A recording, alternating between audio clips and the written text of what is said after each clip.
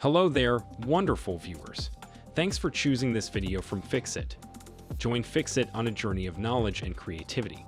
Today, I will show you how to avoid tolls on Apple Maps. Remember to subscribe and click the bell icon so you don't miss any Fixit magic. Let's get started. Many people want to save money and avoid paying tolls when they use navigation apps.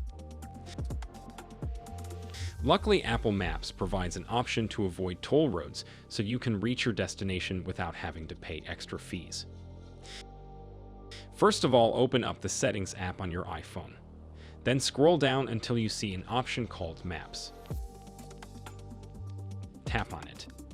After that, scroll down a bit and you'll see a section called Directions, and under that section, you'll see an option called Driving.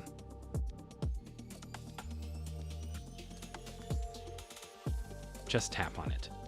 Now in the Avoid section, you'll see tolls to avoid tolls on Apple Maps. Simply toggle on this switch over here. Did this video help you? Comment below if I fixed your problem. Hit the subscribe button for more tutorials. Your input fuels us. Comment something below you would like to see fixed.